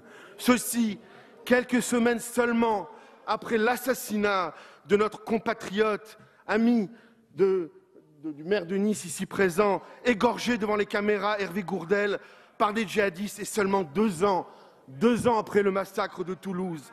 Quelle heureuse! Mes chers collègues, reconnaître l'État palestinien aujourd'hui, c'est se dire au Hamas, continuez à tuer, vous n'avez pas besoin de déposer les armes pour obtenir des droits. Ce serait récompenser une organisation qui tue volontairement des bébés et des civils à coups de voiture bélier. Député en France, entre autres des Français qui résident en Israël, je connais la réalité du terrain. Depuis près de 70 ans, ce minuscule État, dont la superficie fait 2 fois la Dordogne, souffrez de m'écouter encore quelques minutes. Israël se bat pour sa survie dans un environnement terrible. Il n'a cessé de faire des concessions pour atteindre la paix. Il est sorti du Liban, sorti de la bande de Gaza, sorti du Sinaï, et il est prêt encore à sortir d'autres territoires. Mais en retour, il ne reçoit aucune main tendue. Le Hamas et l'autorité palestinienne ne veulent pas revenir sur la question du retour de 3,5 millions de réfugiés, ni accepter l'existence du seul État juif. Il n'y avait pas de problème de territoire avant 1967. Personne n'évoquait le problème palestinien. L'objectif unique était la destruction de l'État d'Israël. Les enjeux territoriaux peuvent être résolus, j'en suis persuadé, par des concessions mutuelles. Mais hélas, cette guerre est à mon sens avant tout une guerre de religion, ou plutôt une guerre de djihadistes qui déforment l'islam. Pour ces djihadistes, il n'y a pas de place pour quiconque n'incarnant pas l'islam radical. 200 000 morts en Syrie, 40 000 morts en Irak, les chrétiens d'Orient qui disparaissent. Savez-vous que Bethléem, ville natale du Christ, la population était de 81% de chrétiens en 1993. Aujourd'hui, sous administration palestinienne, 20 ans après, ils n'en sont plus que 19% vivant dans la peur. Dans un tel contexte, comment construire la paix? Certainement pas en légitimant un mouvement terroriste dont la charte appelle à détruire Israël. Je vous invite à la lire, je vous l'enverrai d'ailleurs. À ce jour, alors qu'Israël a 66 ans, seuls 2 États du monde arabo-musulman sur 52, la Jordanie et l'Égypte, ont reconnu l'État d'Israël. Le saviez-vous? Savez-vous par ailleurs que pas une seule fois, mesdames et messieurs, mes collègues socialistes, pas une seule fois le nom d'Israël n'est mentionné dans les manuels scolaires palestiniens du Fatah? Ces manuels falsifient l'histoire en indiquant que Jérusalem est composé de 3 quartiers, alors que Jérusalem est la capitale du peuple juif depuis 3000 ans. Enfin, interrogeons-nous sur le rôle de la représentation nationale. Notre Assemblée va-t-elle se positionner sur tous les conflits territoriaux ou identitaires dans le monde? Est-ce bien là son rôle? Pourquoi ne voterions pas demain une résolution pour le Kurdistan, pour ces malheureux Tibétains, la Chypre du Nord, la Crimée ou encore la Catalogne? N'est-ce pas enfin et surtout faire preuve d'un opportunisme politique flagrant et désolant en instrumentalisant un conflit extérieur grave pour tenter de gagner des voix, en ravivant des tensions intercommunautaires dans les banlieues? 20 manifestations pro-palestiniennes prévues aujourd'hui, déclarées jour de colère. Hélas, le PS va mettre le feu, réimporter le conflit en France. Dois-je rappeler qu'on a crié mort aux Juifs dans ces manifestations l'été dernier? Je cite, derrière un antisionisme de façade, c'est l'antisémitisme et la haine des Juifs. Ce n'est pas de moi, c'est Manuel Valls, notre Premier ministre. Mes chers collègues, merci de conclure, je sais qu'y compris au PS, Vraiment conclure, monsieur Habib. Mes chers collègues, je sais qu'y compris au PS, qui a cédé sous les coups de boutoir de l'extrême gauche antisioniste et des mouvances proches des islamistes, ce texte a semé le trouble et que nombre d'entre vous qui souhaitent un État palestinien vivant en paix aux côtés d'Israël doutent de son bien fondé. Parce que cette proposition va à l'encontre de la paix, à l'encontre de l'intérêt des peuples palestiniens et israéliens, parce qu'elle fera choisir à la France, ami historique d'Israël, un camp plutôt qu'un autre, et qu'elle attisera dangereusement les tensions entre les différentes communautés. Je vous demande de voter contre ce texte. Je vous remercie. Merci, monsieur Habib. La parole est à monsieur Gilbert Collard pour les non-inscrits pour 5 minutes.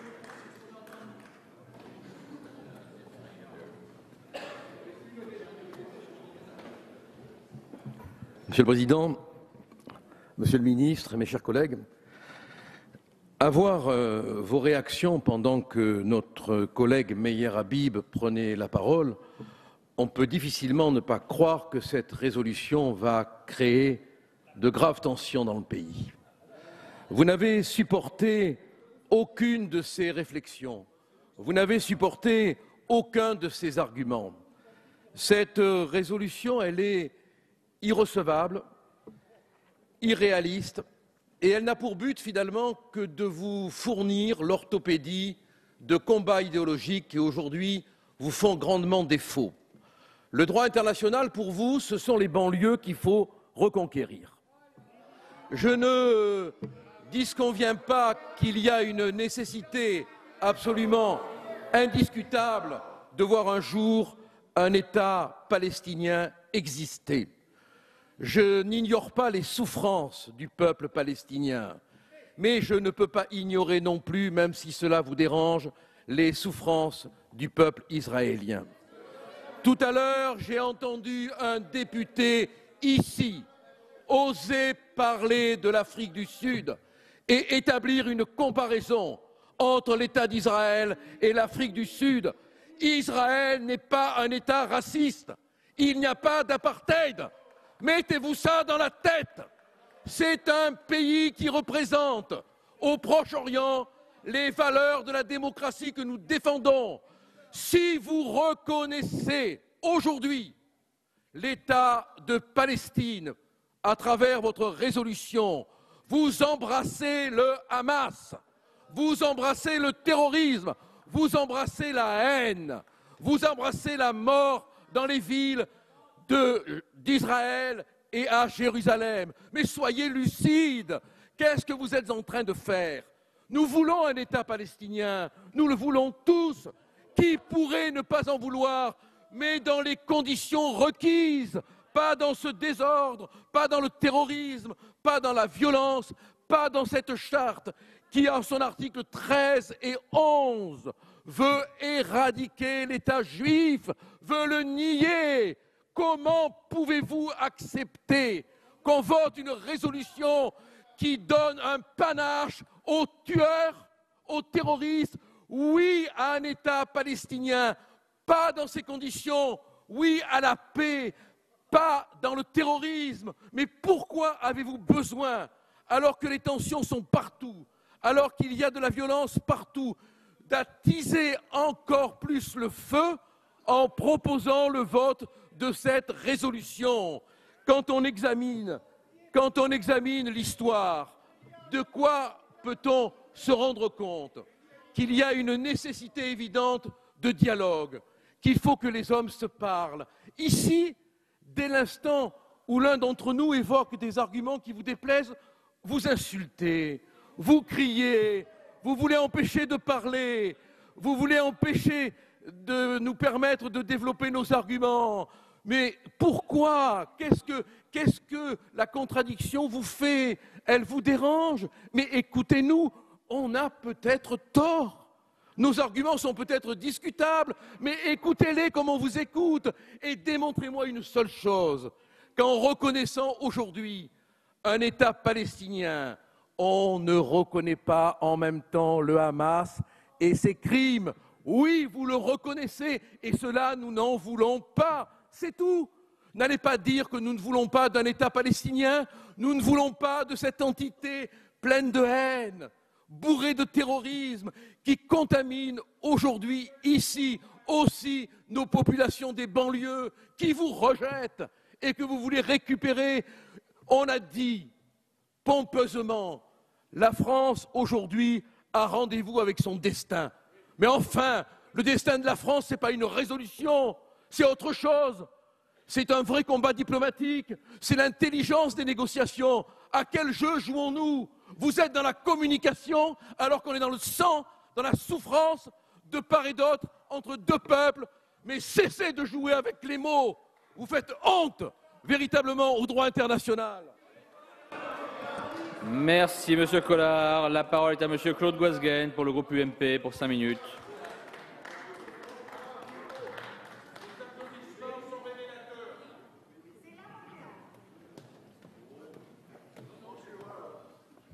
Monsieur le Président, Monsieur le Ministre, bon, j'aurais pu penser, en écoutant M. Schwarzenberg tout à l'heure dans son remarquable exposé, qu'il s'agissait là finalement de discuter de problèmes de droit international. Je me suis aperçu bien vite, avec les cris divers et variés, qu'en réalité il s'agissait au fond d'un débat comme nous le redoutions, c'est-à-dire d'un débat strictement politicien interne. Ne vous y trompez pas, mes chers amis, nous ne sommes dupes de rien. Vous avez fait une course de vitesse entre le Parti socialiste, les écologistes et le Parti communiste pour déposer rapidement une résolution pour dire nous sommes les premiers à vous dire, à vous qui nous quittez, qui nous avez quittés, parce que figurez-vous que le président Hollande a été considéré une journée comme pro-israélien. Je ne fais que reprendre d'ailleurs ce qu'a dit un député socialiste dans vos rangs. Donc vous ne tromperez personne. Vous vous faites un petit concert entre vous, mais vous vous faites un petit concert qui ne trompe personne et qui est une situation quand même dont vous devez avoir conscience dans un pays qui est un pays qui n'est pas apaisé sur ce sujet. C'est un pays... Ça va venir, vous inquiétez pas, mais puisque vous le rabaissez, permettez-moi de vous répondre. Vous inquiétez pas. Ne vous inquiétez pas sur le droit international, vous me donnerez des leçons après, si vous voulez, hein, mais pas tout de suite. Bien, oh oui, sans problème, effectivement. Alors, écoutez-moi bien. Dans ce pays qui a connu, il y a quelques mois, des tensions extraordinaires, des manifestations où on a vu revenir ce thème que l'on croyait oublié depuis les années 30, d'un peuple de France, car il n'y a pas de communauté, d'un peuple de France qui criait l'antisémitisme à plein poumon sur l'affaire de Gaza. Dans une situation où nous avons réussi à amener un certain apaisement par des efforts mutuels. Des efforts mutuels. Vous n'étiez pas à la mosquée de Paris pour demander au CFCM la position d'apaisement qui a été la sienne. Je n'ai pas vu de communiste, car vous ne voulez pas l'apaisement. Alors soyons clairs, nous avons essayé de trouver avec les musulmans un apaisement qui revienne. Oui, il n'y avait pas non plus beaucoup de socialistes qui étaient là. Et cet apaisement a été réalisé parce qu'il est intervenu au cours de l'été. Aussi, l'affaire du djihadisme, où des Français, musulmans ou non, des sectaires, sont allés combattre dans le terrorisme, dans la barbarie. Et vous pensez que ce débat que vous placez sur le thème politicien sera sans effet sur la situation politique de la France. Point à la ligne. Nous avons parfaitement compris votre démarche. Mais maintenant, je m'adresse à Monsieur le ministre. Monsieur le ministre, vous avez rompu finalement en acceptant l'article 34.1, vous avez rompu avec l'engagement de la diplomatie française sur les accords d'Oslo, dont je vous rappelle que la France est garante. Donc il faudra sans doute mardi que vous nous disiez, puisque vous l'avez accepté, que vous n'entendez plus désormais que la situation en Palestine soit réglée par la négociation, puisque ce sont les propres termes des accords d'Oslo qui disent clairement qu'on ne pourra pas reconnaître les accords d'Oslo, qui disent clairement qu'il n'est pas possible de reconnaître par la voie unilatérale la paix dans cette région du monde. Bon, vous changez, très bien. Mais alors je vous pose des questions. D'abord, nous sommes tout seuls. Soyons clairs. Nous sommes tout seuls dans cette démarche. L'Espagne ne dit pas du tout la même chose que nous. L'Espagne ne dit pas du tout la même chose que nous. L'Angleterre non plus, car l'Espagne a une position qui n'est pas unilatéralement palestinienne. Elle est absolument équilibrée avec Israël. Alors ne vous servez pas de résolution dont vous n'avez pas lu la teneur dans les autres pays européens. Nous sommes seuls avec la Suède. Alors, je voudrais vous dire aussi, puisque vous nous avez isolés, quel État palestinien nous allons reconnaître? Car la reconnaissance unilatérale, monsieur le ministre, elle s'appuie sur des règles de droit international que je vous rappelle et qui sont très nettes depuis la conférence de Montevideo. Premièrement, qui représente la Palestine? Qui n'a pas d'autorité politique. Je vous rappelle que depuis 2006, il n'y a pas eu d'élection en Palestine. Mieux même, lorsque les élections ont eu lieu, c'est le Hamas qui a gagné les élections. Et du coup, on a été obligé par une supercherie de mettre à Ramallah un représentant du Fatah, obligeant le Hamas à occuper Gaza. Très bien. Il n'y a pas d'autorité politique. 2. Quel est le territoire de cet État? Où il est, le territoire? On nous dit 1967. D'accord. Sauf Mitterrand, qui avait une attitude, croyez-moi, un peu plus fine que la vôtre, avait dit dans la résolution 242 qu'il s'agissait d'échanger des territoires disputés. Disputés, ça veut dire que votre côté mécanique de considérer qu'une fois pour toutes le territoire est fixé point à la ligne, François Mitterrand lui-même l'a remis en cause. Il faut ouvrir la négociation, car François Mitterrand n'était pas favorable à la reconnaissance unilatérale. Il était, comme les autres, représentant de la diplomatie. Et à vous, il vous en a parlé, M. Mitterrand? Vous qui étiez dans les nimbes du syndicalisme étudiant, M. Hamon, et qui connaissez tout à cette affaire, enfin, allons. Étudiants, lycéens plutôt, lycéens. Allez. Merci de conclure, M. Gosgen. Je vais conclure. Eh bien, je voudrais vous dire, monsieur le ministre, vous avez eu une très belle formule l'autre jour à l'Assemblée nationale. Vous avez dit, oui, mais moi je connais le droit international, pas vous. Alors, vous avez dit, monsieur le ministre, qu'il fallait affirmer la reconnaissance d'un État palestinien, certes, mais vous dites que c'était un droit, que ce n'était pas un passe-droit. Eh bien, moi, je vous dis, monsieur le ministre, ne vous servez pas d'un tour de passe-passe, car ça ne sert à rien. La diplomatie française n'est pas un jeu de bonneteau. Ou bien nous négocions, ou bien nous reconnaissons unilatéralement, mais ce point fondamental, qui est le casus belli du traité international que nous devons donner, il faudra bien que mardi, vous nous disiez exactement quelle est votre position. Merci. Et bien entendu, nous ne voterons pas ce papier rapidement écrit qui s'appelle résolution. Merci, Monsieur Gosgen. La discussion générale est close. La parole est à Monsieur Laurent Fabius, ministre des Affaires étrangères et du Développement international.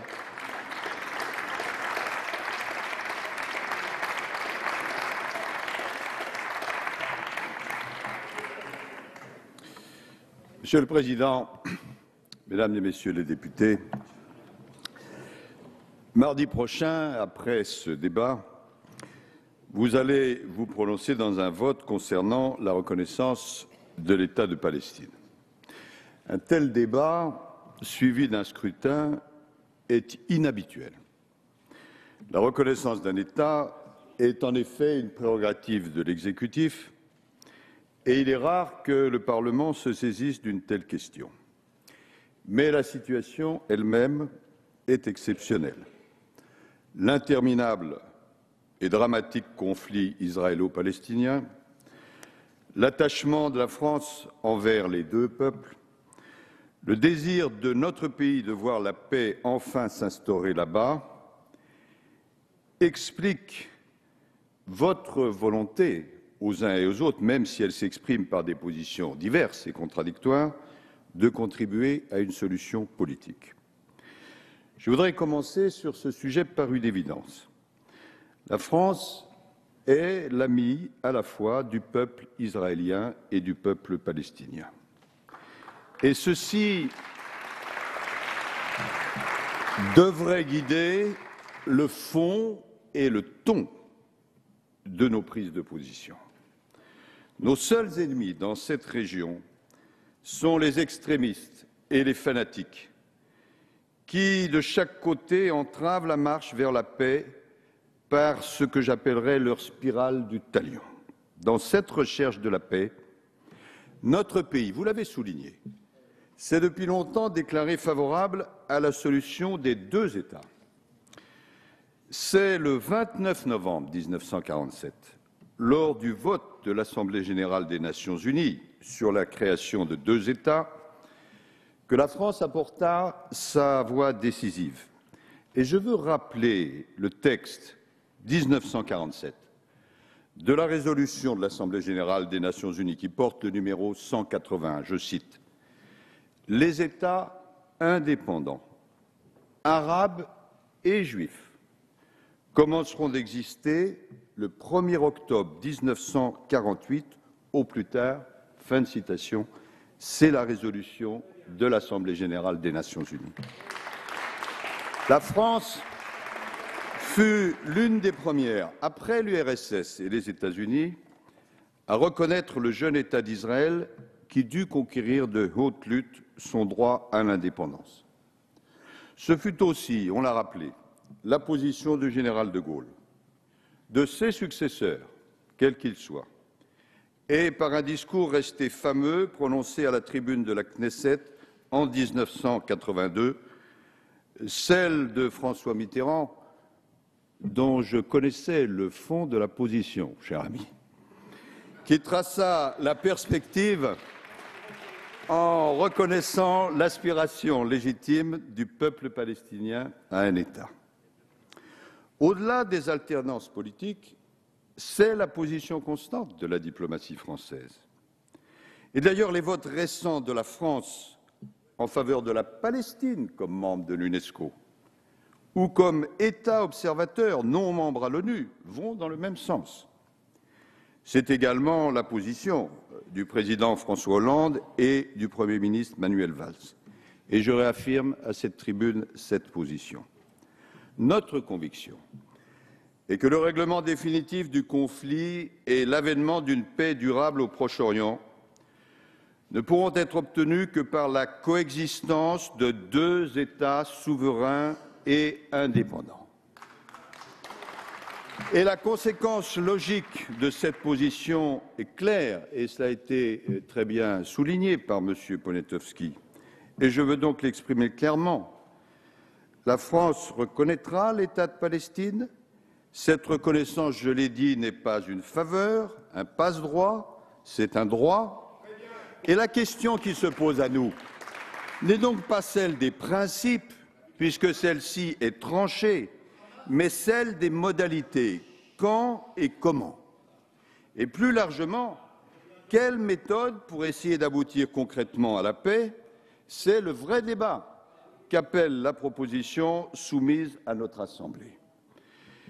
Mesdames et Messieurs les députés, personne ne peut nier que l'espoir de paix au Proche-Orient soit menacé plus que jamais.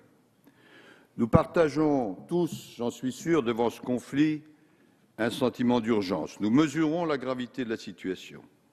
Nous savons les ravages que crée des deux côtés et ailleurs l'absence de perspectives concrètes de solutions. Nous voyons l'étendue des drames humains et les atteintes toujours plus inquiétantes portées à la solution des deux États. C'est d'ailleurs pourquoi, qu'on le veuille ou non, plus de 130 pays dans le monde ont reconnu la Palestine. C'est aussi pourquoi, au cours des dernières semaines, plusieurs pays ou parlements voisins ont pris des initiatives voisines. La Suède, le Parlement de Grande-Bretagne, d'Irlande et très récemment celui d'Espagne.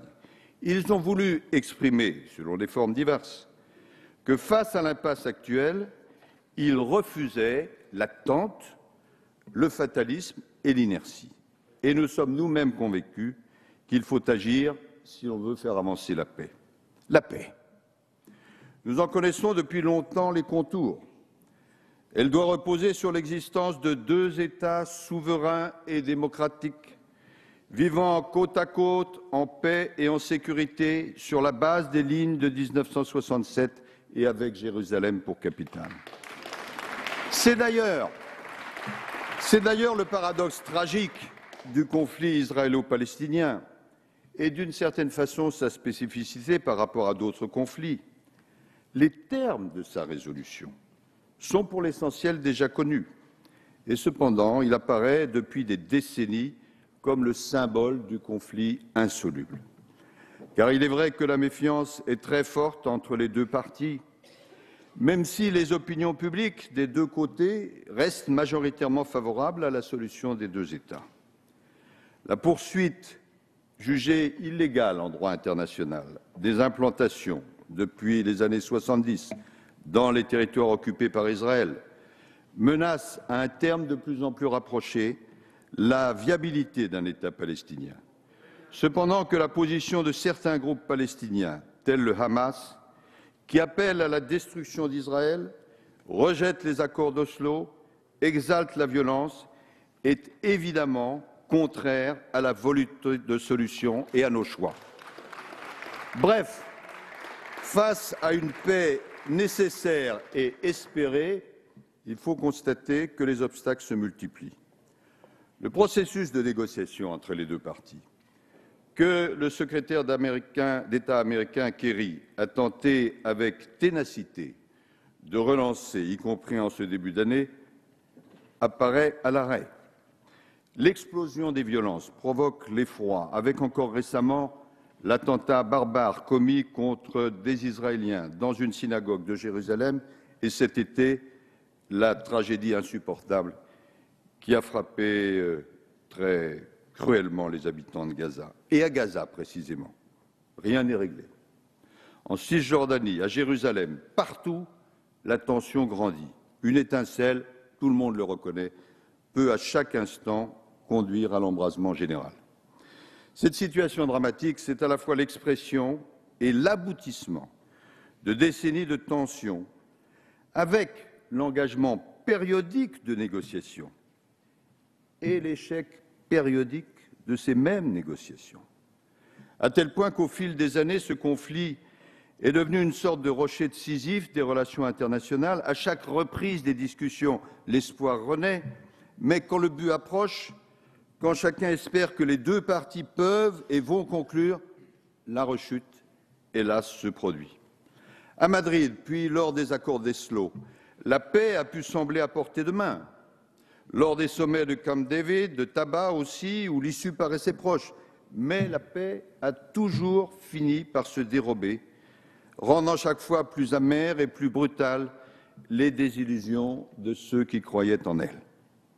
Face à cette impasse, c'est le devoir de la communauté internationale de réagir, en particulier le devoir de la France, puissance de paix, amie traditionnelle des Israéliens et des Palestiniens, même si nous savons que la tâche est et sera très difficile.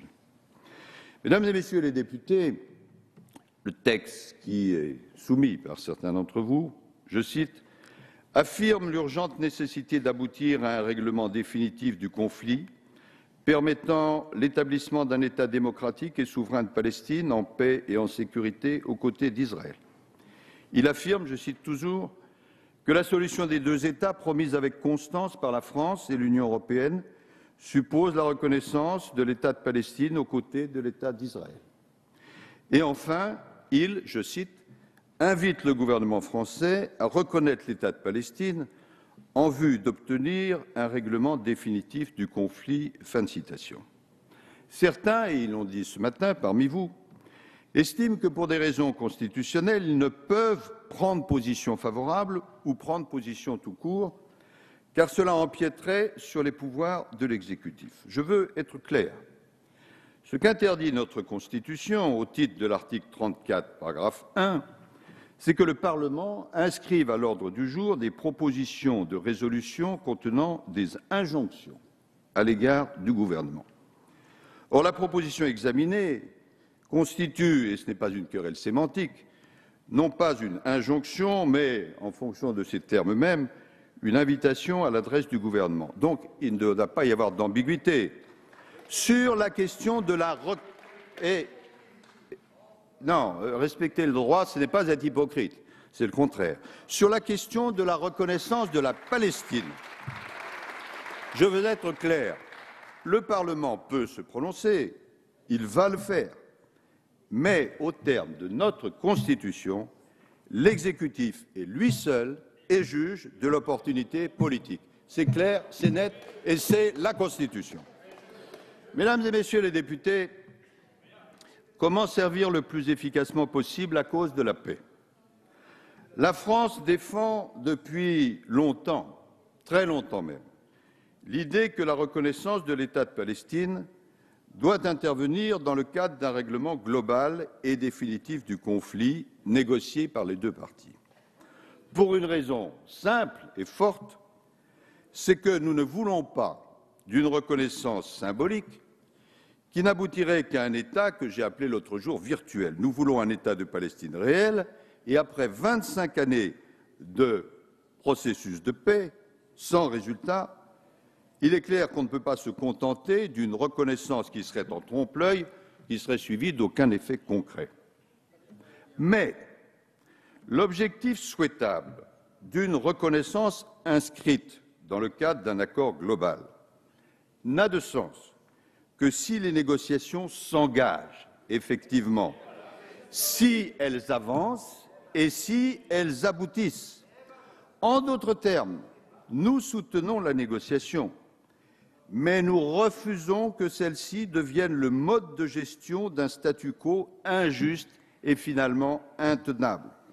Nous refusons ce qui serait un faux semblant où les deux parties, livrées seules à elles-mêmes, ne parviendraient qu'à ressasser les mêmes questions sans qu'un cadre et un terme clair soient donnés à la négociation.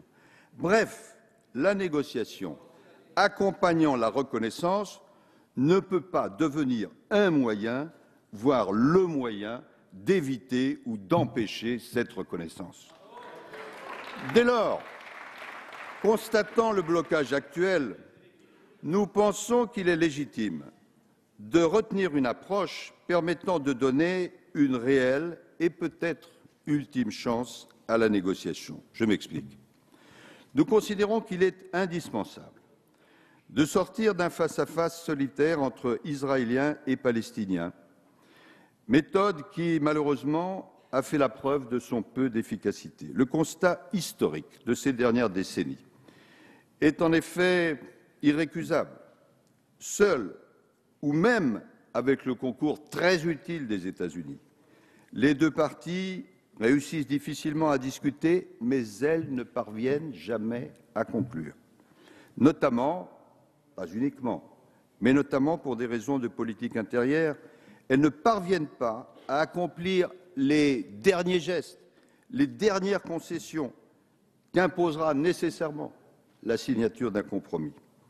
Il faut donc essayer de faire évoluer cette méthode.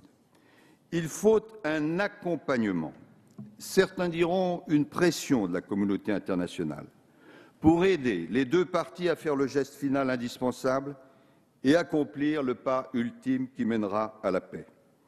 C'est ce à quoi le gouvernement français s'emploie en ce moment même aux Nations Unies.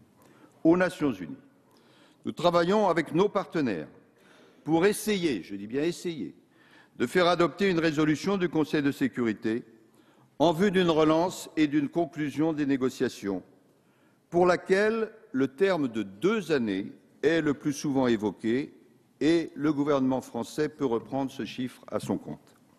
Après tant d'efforts et d'échecs, le résultat est loin d'être assuré.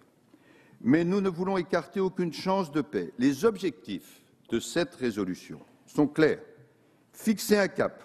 Nous voulons éviter l'écueil de négociations sans fin qui reprendraient depuis le départ des efforts déjà accomplis depuis des années. Des paramètres précis pour un règlement du conflit adoptés en amont par la communauté internationale fourniront la base des futures négociations. Et nous devons aussi fixer un calendrier, car en l'absence de calendrier, j'ai évoqué ces 2 années, comment convaincre qu'il ne s'agira pas d'un énième processus sans perspective réelle d'aboutir? Parallèlement à ces négociations aux Nations Unies, la France plaide pour créer les conditions d'un effort collectif international au service de la paix.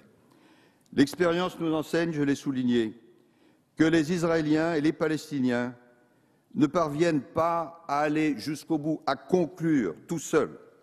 Les décisions à prendre sont si délicates qu'un accompagnement et un soutien internationaux sont indispensables, avec les États-Unis, et au-delà même des États-Unis.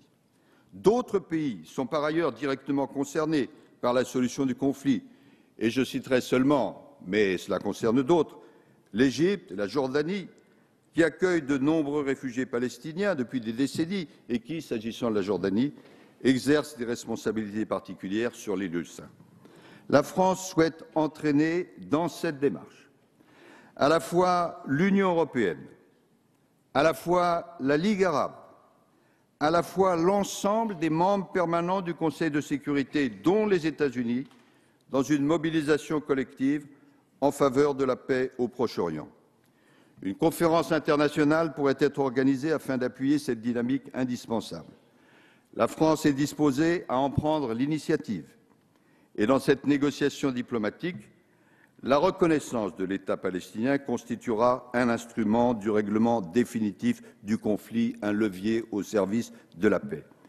Et, dira-t-on, si ces efforts échouent, si cette tentative ultime de solution négociée n'aboutit pas, alors il faudra que la France prenne ses responsabilités en reconnaissant sans délai l'État de Palestine, et nous y sommes prêts. Mesdames et Messieurs les députés, la position du gouvernement français se veut à la fois équilibrée et positive. Il n'est pas question d'un statu quo qui, en réalité, menacerait la solution des deux États. Il n'est pas question de céder sur la sécurité d'Israël. Et il n'est pas question d'importer chez nous le conflit israélo-palestinien. Dans notre esprit, les votes qui vont intervenir, je l'espère en tout cas, n'opposeront pas d'un côté ceux qui soutiennent les Palestiniens et de l'autre ceux qui soutiennent les Israéliens, car la reconnaissance de l'État de Palestine est nécessaire aussi pour assurer durablement le développement et la sécurité d'Israël, et logiquement, elle devrait être soutenue par tous les amis d'Israël.